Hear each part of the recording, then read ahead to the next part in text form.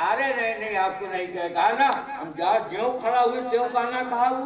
लो अच्छा चलिए सोइए। आप ये सोए सब। दूसरे कथा का जब समय आया, पत्नी ने कहा अच्छा मेरे कहने से एक बार और चलिए ना। कहा कि अच्छा ठीक, अब वो कहा ना हम न जाएंगे तो तुमको जाने देंगे। अब इसी में वार्तालाप में कुछ समय बीत गया, मगर मैं फिर मान गया। अच्छा चलो कह रही हो तो चल रहे हैं, मगर देख लेगा जरूर हमको। कहा नहीं नहीं चलिए। आया और उसकी पत्नी बैठी, अब जो वैसे खड़ा हुआ और तौले पंडित जी ने जो है चौपाई पर जो तो प्रसंग चल रहा था कि दशरथ पुत्र जन्म सुन काना, अमानहु ब्रह्मानंद समाना।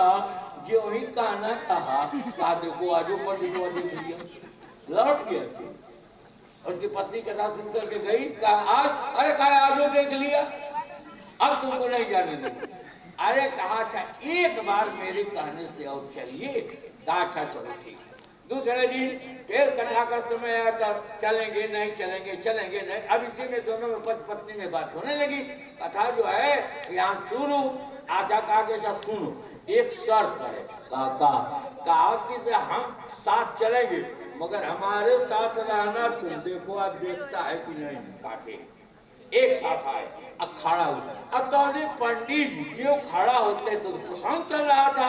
भगवान राम बाल से कह रहे हैं, पड़ा हुआ है, और बाल जो है पूछा कि धर्म है तू अवतर गोसाई, अमार व्याध की नाई, मैं बरी सुग्रीव प्यारा, अकारण कौन नाथ मोहि।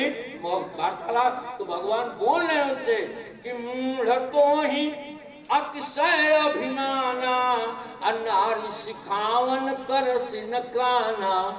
यूं ही काना कहा, मारा एक थप्पड़ वही जो है सुताकार। कहा था तू देख लेगा, देख लिया ना। अब सब लोग कहा है भाई क्या कर रहे हो। अरे कहा बताए हम 3 दिन से आ रहे हैं, आई पंडित जो है हमको काना कह रहा है। भला बताए काना है तो कथा नहीं सुनेंगे। पंडित जी कहा भाई सुनो सुनो जरा उधर।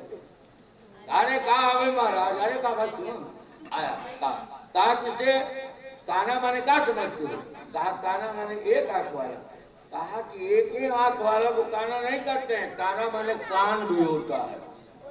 अरे कहा महाराज काना माने तो हम एक ही आंख वाले समझते, तो ऐसा समझ नहीं होना चाहिए। तो कह रही है कि सुख पाई है कान